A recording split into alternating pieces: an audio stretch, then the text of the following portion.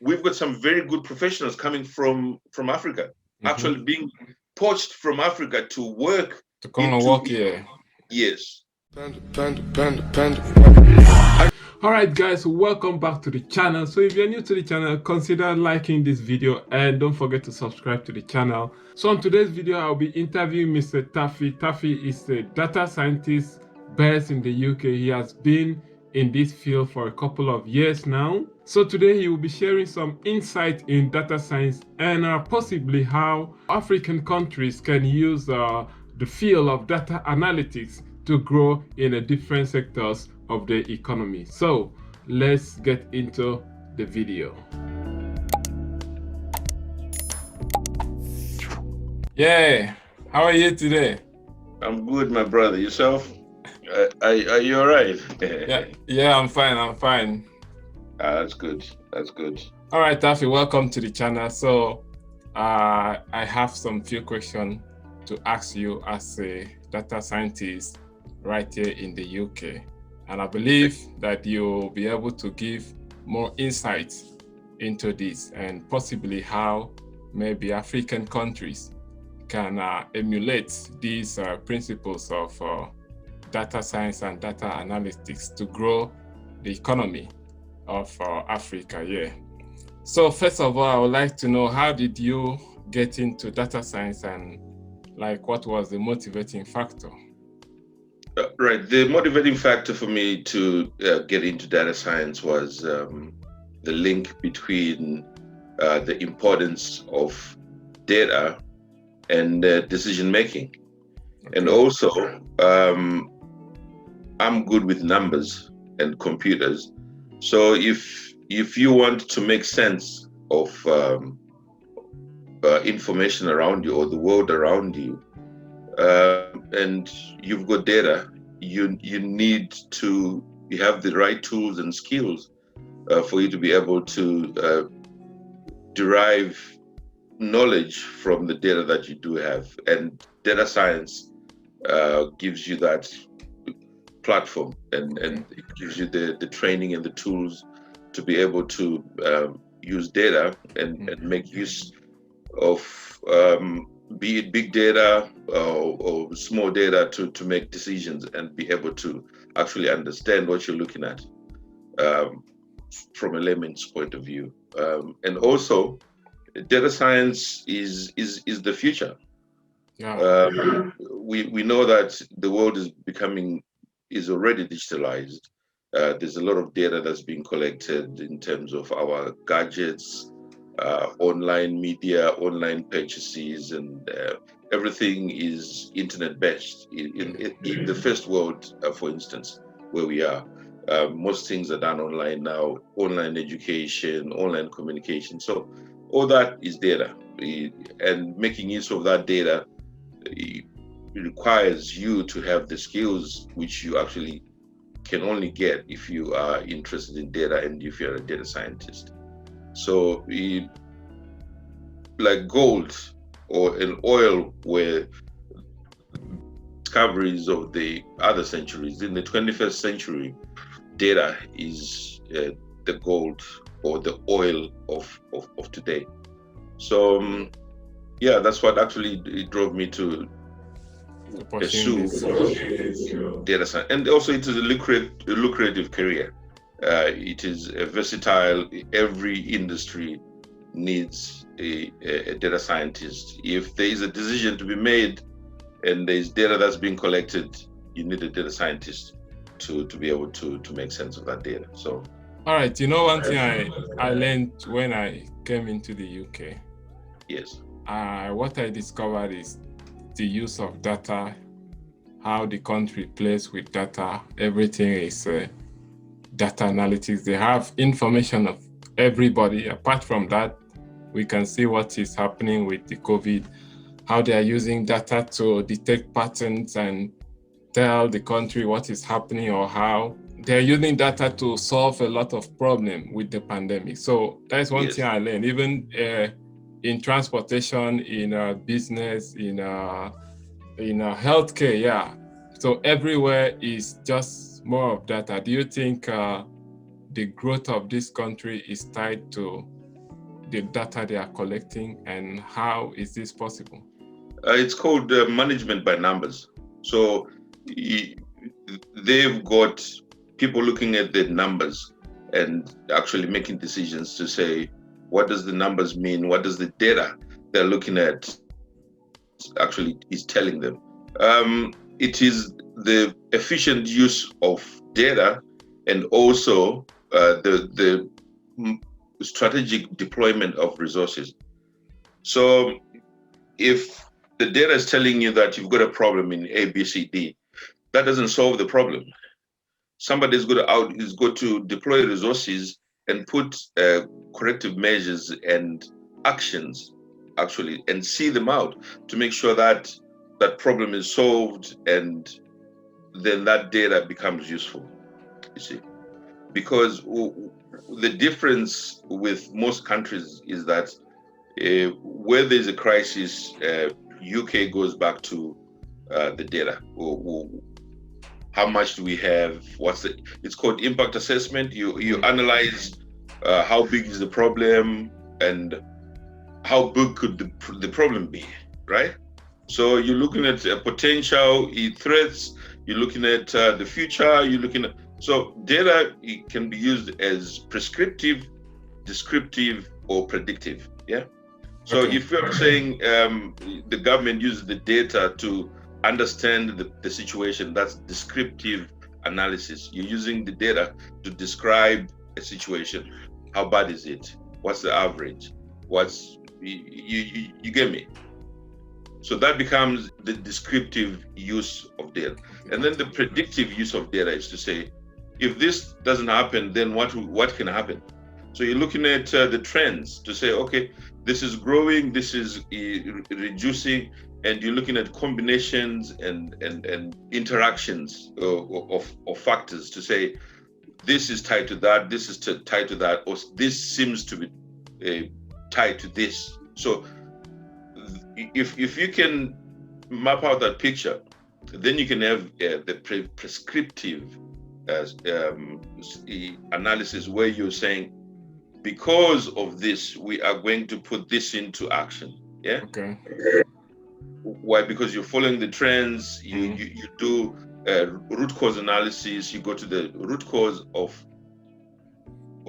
an issue, or if you're doing crisis management, you're trying to contain a scenario. Like here, we've been told to quarantine and social distance and all this. Those are prescriptive measures to try and reduce the COVID spread within the country. And that comes from analyzing the data to say, okay, the numbers are exploding. Why? Because of the interaction of people and all this and that. So what then do we do? Then we put some countermeasures. So I would say that UK is also lucky in the sense that they actually do collect the data. So in our countries where we come from, I'm originally from Zimbabwe, the collection of data is a major issue, where people do not feel the need to collect data. Even if they've got the data, there is maybe that reluctance to sharing the data. Why? Because people are maybe hiding corruption and all this and the other, right? So because people are not transparent, and because people maybe the country is not yet developed to that extent, yeah, like cultural shift. People here embrace online activity in terms of buying and selling. There's that faith that if you do an online transaction, everything is going to be delivered to your house, right? The same faith is not, maybe he hasn't actually caught up in some parts of the world. Like that's the reason why some countries would be lagging behind. Why? Because there hasn't been that dynamic or cultural shift to embracing online transactions or on online transaction. Why? Because people rely on holding the cash in their hand. The idea of internet banking and all this and that They don't trust the governments. Some banks have collapsed. The banking system is in some countries in shambles. I'll give you an example in Zimbabwe. There has been many banks that have gone bust or overnight. People losing their money and stuff like that. So if that happens, people lose faith in the digitalized banking system. So then they will be maybe preferring to have cash in hand and nothing in the bank. Yeah. I think aside from that, we don't really have all the technologies to collect data and analyze them. And even if we can collect most of this data, do we have the technical skills to analyze this data? Yes. Do we have security measures? Yeah, we are part of the technical skills. If I'm to go back to Zimbabwe and try to make sense of data, I cannot make sense of data because the data is not there. You get me? I will have to maybe start to collect that data, and then by the time I make use of it, it will be maybe it's 10 years from now and stuff like that. Yeah. Okay. So the effective use of talent in Africa is not the fact that we do not have people who are qualified or we do not have experts who are qualified. These agendas are government driven. So if the government is not leading the way, or maybe creating an environment where people can come in and create companies that can actually digitalize the economy, it becomes a problem. Yeah. And for some people, it's okay to have secrets, because the internet, the way it actually works is that everybody has to be transparent with their data, and the data has to be accessible, useful, and prudent. Yeah. So that is a different ballgame when somebody's trying to manipulate maybe a political situation and stuff like that. And you mentioned that we do not have the technology to execute the data collection and stuff like that. I beg to differ. Why? Because most people have got mobile phones. Most people use internet every day, but maybe not for the right reasons. They're using it for WhatsApp, chit chat, Facebook, Twitter, and you get me. And that data can still be harvested to say you can still have sentiment analysis in terms of what's trending on Twitter and all this and that. But the issue that you'd find is that the topics that will be trending on Twitter in Zimbabwe and the topics that will be trending on Twitter in UK, there might not be some academic issues trending on Twitter in Zimbabwe. Why? Because it might be gossip, it might just be social highlights. Yes, that's just trending. Actual academic ideas, intellectual information sharing, it would not be trending. But here we've got symposiums, we've got people writing articles, we've got scientists putting out their work, sharing it with the world, and that becomes an issue, and it trends. And if you can get hold of that kind of data, that becomes useful data. Yeah. Okay. So in Africa, we've got a two-pronged problem where we've got no data, and the data that we do have is not useful data. It's we need to start creating data that can be useful, and data that we can actually use to plan, to deploy resources, and for governance. You see, and most of the offices, I would think maybe Nigeria is the same, like the Office of National Statistics. Those offices are now defunct. Why? Because there's not much information they're collecting. the companies which used to be active in especially in Zimbabwe, most of them closed. So everything has become informal. And if it's informal, you're looking at a guy in the street, vendors and single person's projects, and for them to share their information online or with somebody becomes a problem, because that's their proprietary property, and they're trying to Protect wipe away competition and stay ahead of the game. They're not going to share that information, and it becomes an information black hole. Yeah. All right. Thank you. Okay.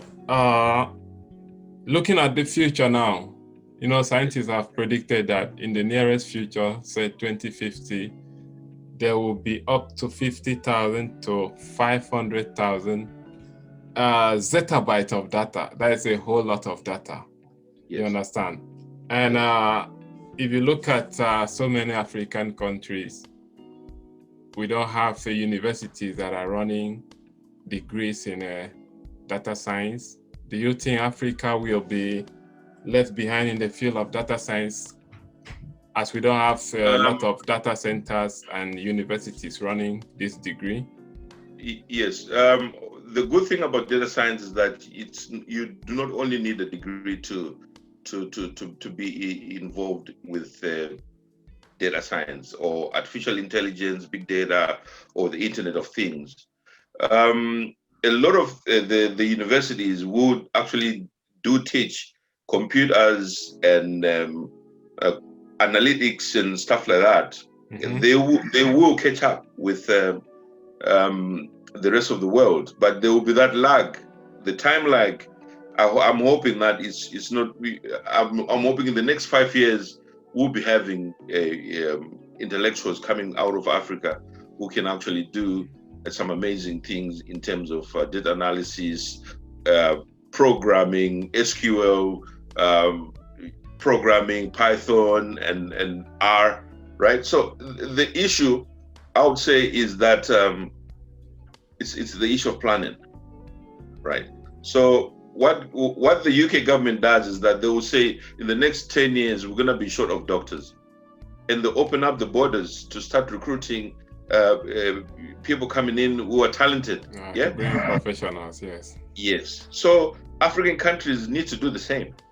They need to poach some intellectuals to come and live in paradise whilst we extract information from them. Yeah. Everybody wins. They get the luxury of being treated as demigods, and we get the luxury of learning from them and then extracting that information, and then we can maybe use those expertise to the benefit of the continent. You look at fields like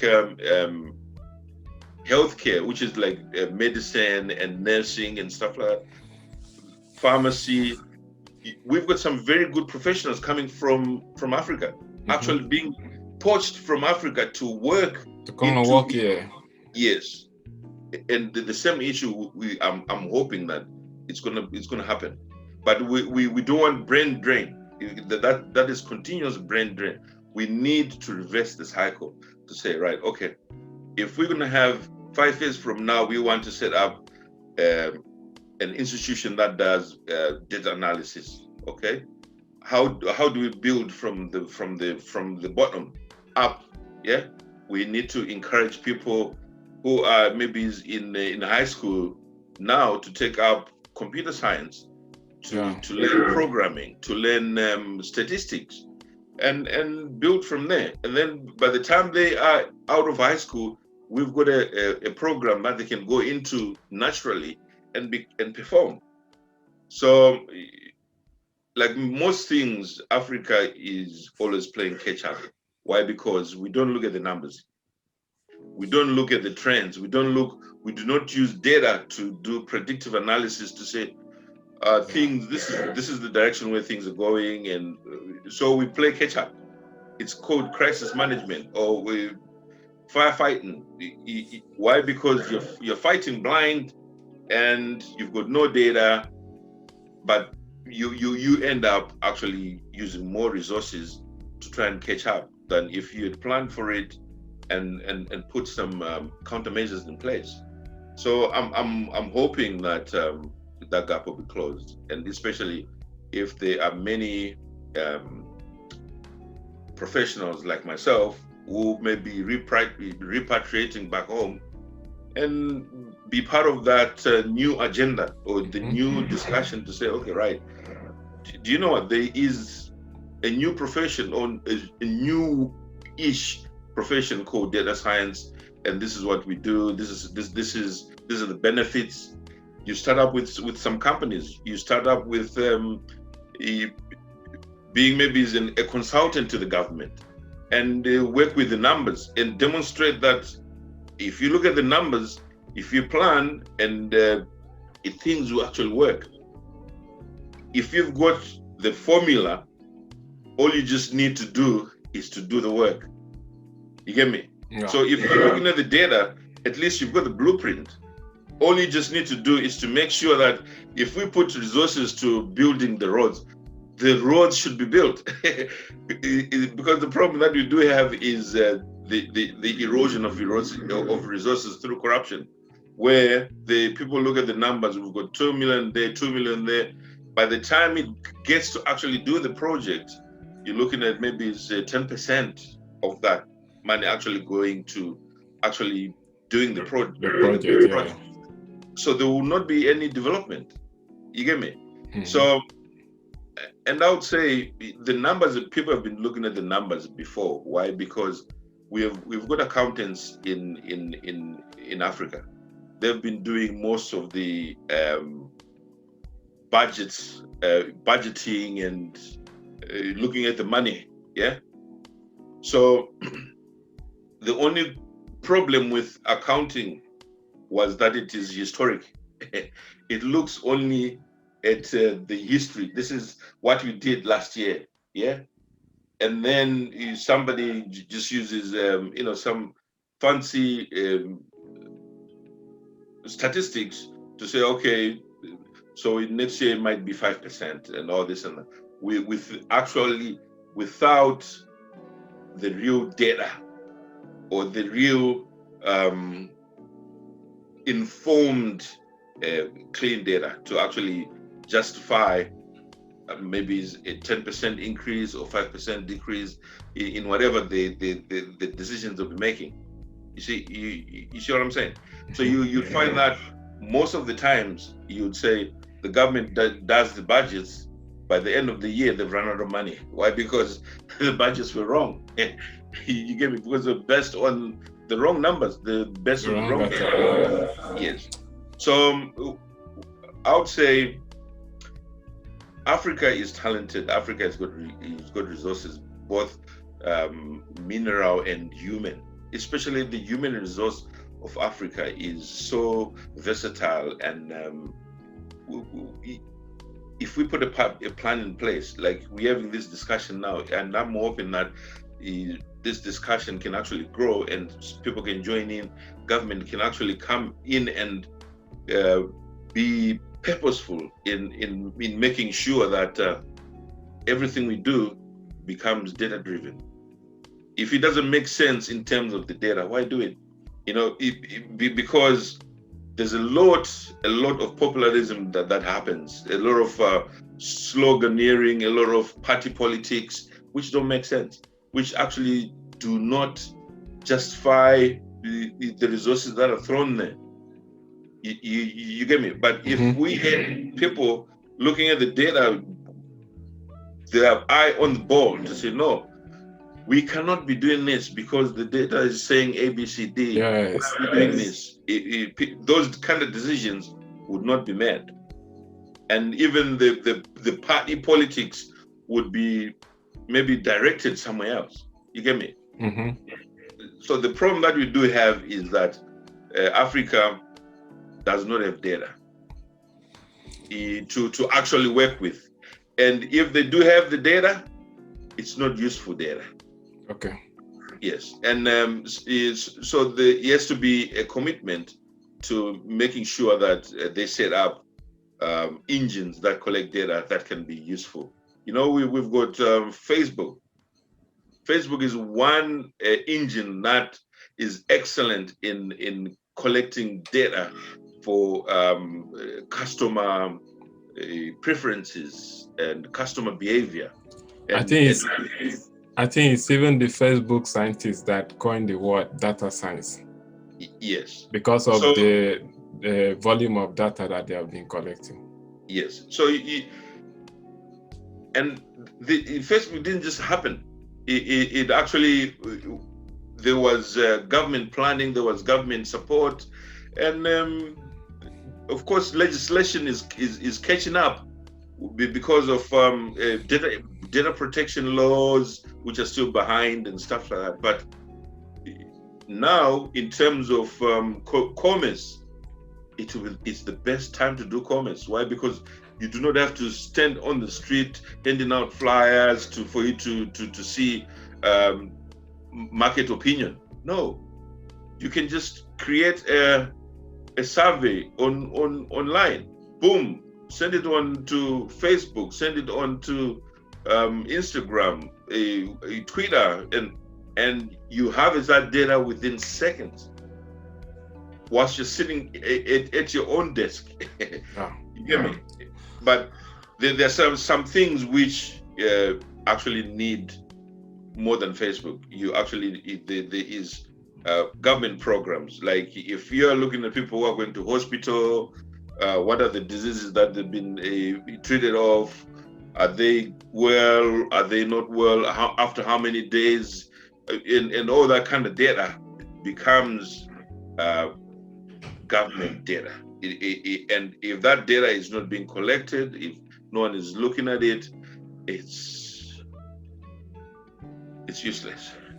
Okay, you started by clearing the point that a potential African does not really need a university degree to embark on this. And you talk about maybe creating a data centers and something like that.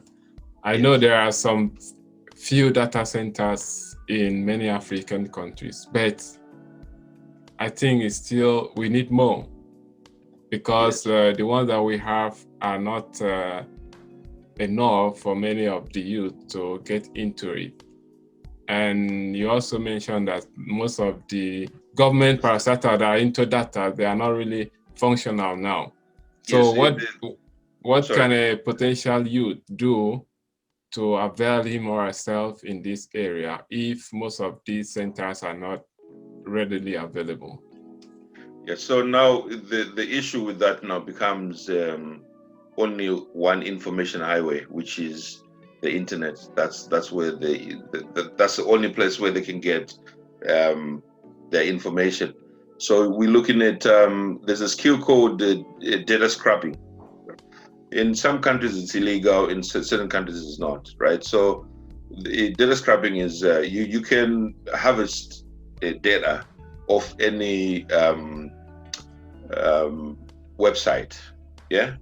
Okay. You can extract data for educational use or for survey purposes, and there are some rules around it. Yeah.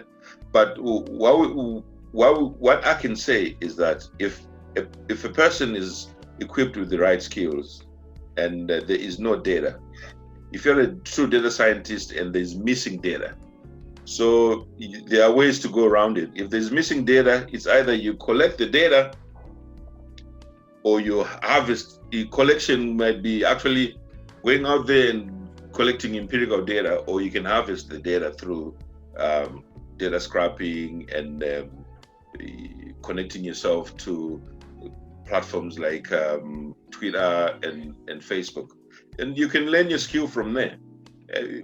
The issue is that once you learn the skill of collecting data, harvesting it, cleaning it up, and making sense of it, when you get useful data, the same skill will be at play. So you still be comfortable looking at a company's database, for say, and looking at the best performing products, and it will be the same. It's the same as looking at Amazon data warehouse systems. You get me?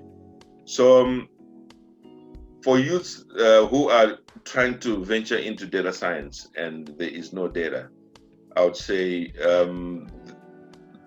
right now you're in luck in the sense that you can ask for permission from Facebook, you can ask for permission from Amazon to look at their data and play with it. For educational purposes, you can be granted that access to the data. The only thing is that it's a little bit regulated and there's a bit of data protection. You get me? Rightly so, because people's data is sensitive in that respect. And also, you can also do practice in terms of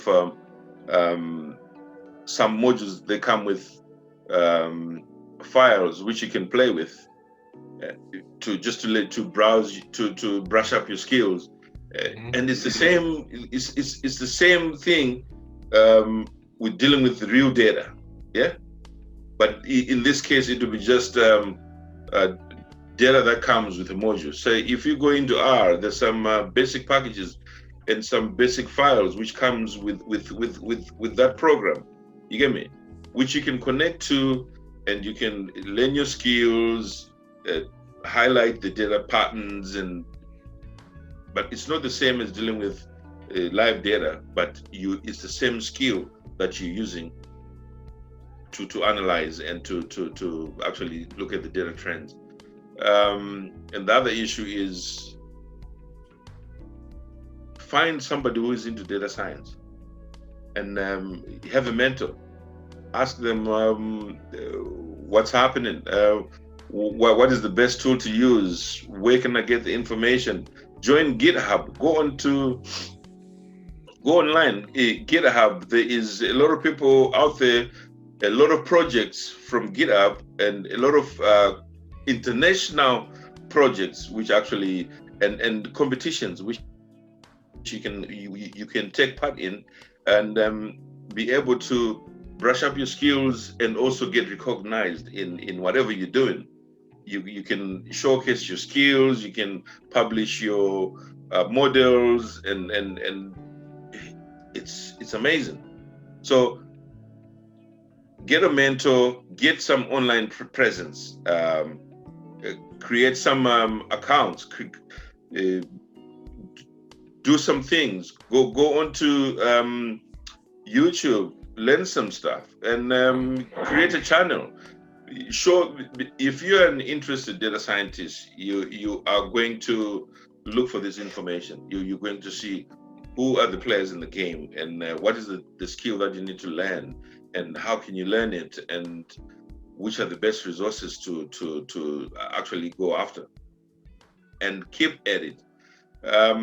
It's not easy in terms of if you're not very good in maths, where there might be some quantitative programming required. You might struggle, but it's not put off. Why? Because try again, you will get there. I think with the internet, you can learn everything. Yes, but the problem, we go back to the same problem where we're saying that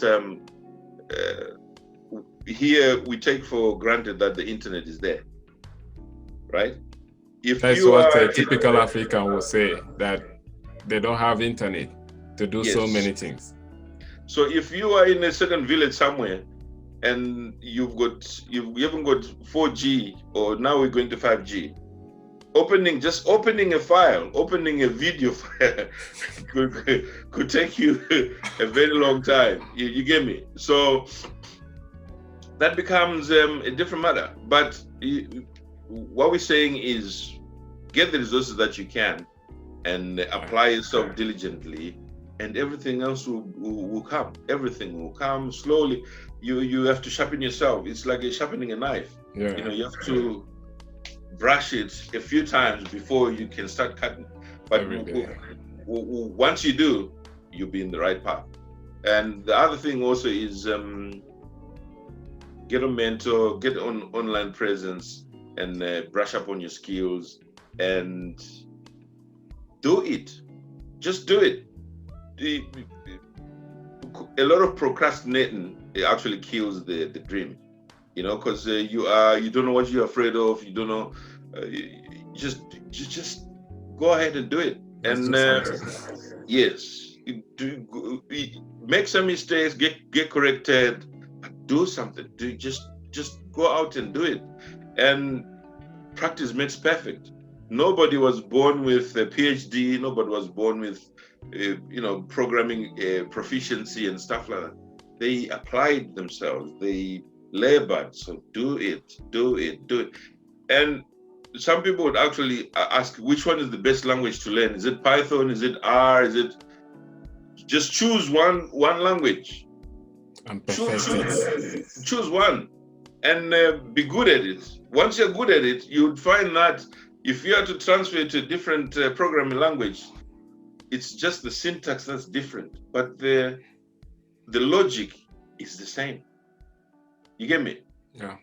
And that kind of thinking will actually develop you as a person, develop you as a problem solver, and to develop you as a data scientist. Why? Because basically a data scientist is a person who uses data to solve problems.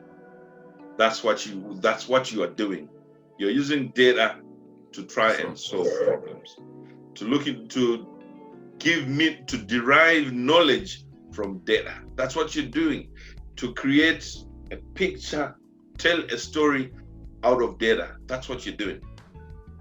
And you can only do that if you can use the tools that are available in terms of data science. And the other thing is, for most people who will be working as data scientists, they'll be working with a database. They are not working with the outside world. They'll be working with a database. And if you're working with a database, there is a very, very strong tool called SQL, which is a programming language that is used to manipulate data and extract, amend, delete in a database. If you can learn SQL and one other programming language, be it R, be it Python, C++, you're good to go. You are good to go. Why? Because if you can extract data from a database, and then you can make graphs, you can make models, you can make predictions, you can make descriptive analytics and all. That's it. If you can describe, that's it. And for those who are more advanced, they'll be working with big data. They'll be connected to the world at large. Yeah. So we're just saying that from just dealing with a small file of data, you're now dealing with a big. Yes. But the techniques are the same. Only the volume becomes different. The volume and the rate of data coming at you becomes different. And that requires a different machine. You might need a better computer and all sorts. But go out there and do it. And the other thing is, which actually I've remembered, not just invest in a computer. Invest in a good computer. Without a computer, you can't do anything. Yes. Invest in a good computer. Don't be told Apple only and all this. Apple or Android, or you just invest in a good computer. Minimum 8 gigabytes RAM. You're good to go. And yeah. All right, you've talked a lot and a lot of information in there. So just summarize. If you happen to maybe talk to African leaders now, how can you advise them, or what could be your word to them on how to grow the digital technology sector? If I was to talk to any African leader of any country, I would say, do you want to know what's happening in your country? Do you want to know how to make developments that actually are useful to your country? Do you want to create a legacy of your leadership? If the answer is yes, then you have to invest in data science. You have to encourage your universities, your population to be data aware, because if you're not aware of the data, you're walking blind. You are running blind. If you don't know the sentiment of your population about you as a person, whether they like you or they don't like you, you're not gonna win the votes. That's number one. Number two, if you don't know what actually the population is losing sleep on, be it education, is it health, is it security, is it energy? If you don't know that, which one is the most important, you are going to focus on the wrong thing, deploy resources and waste time, and actually not make a difference. Why? Because you are addressing a situation which actually nobody cares for. You get me? So I would say, if you want to be a good leader, if you want to create a legacy, if you want development in your country, or in your company, in your farm, you have to look at the data. You have to look at the numbers. What are the numbers telling you? Otherwise, and everything else you're doing is wasted energy. Yes. So invest in data means that you are managing by numbers, and you are deploying resources wisely, and also that's creating value for the data that you do have. And if you create that kind of culture, then people will respect what they write down. People are going to be prudent, and if everybody knows that I'm doing this for myself and the next generation, it becomes a worthwhile life to live. You see, the life in Europe, a lot of people in Europe, they know that they're living their life now, but they also have got a responsibility for the generation to come. So they would want not to die with their skills. They would want to pass them on to the next generation. They want to pass their knowledge to the next generation. And how do you pass knowledge down? Through data. It's data that you're passing down. Information is data. Yeah. So it needs to be correct. It needs to be authentic, correct, and useful. Useful is the most important thing, because we've got a lot of videos. We've got a lot of video. Some people don't actually know that video is data. It's part of data. Yeah. It's a type of data. So we've got lots of videos and for jokes. You know, nothing to. Okay, we're not saying jokes are bad, but let's have time to be productive, and then we can have time to joke about. If the content that's coming out is all jokes and comedy and making fun and pranks, and yeah, it's useless data. It's useless data. But let's have somebody out there showing the kids how to fix a car. You know? Yeah. Let's say somebody out there showing kids how to carve a wooden sculpture. You know, capture it and pass it down the line. Those are useful videos. You know, not pranks on the market.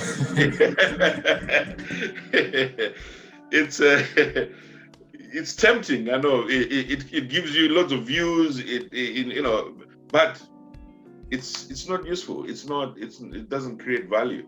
For me, I want things which have got value, which have got a legacy, and which are worthwhile. That's me. Yes. Thank you so much. This is really a long video. Thank you for having me. Thank you. I appreciate it. No problem. I'll see you. All right, so that is it from me to you. I'll see you guys next week. Like, share, comment, and subscribe to the channel. Peace.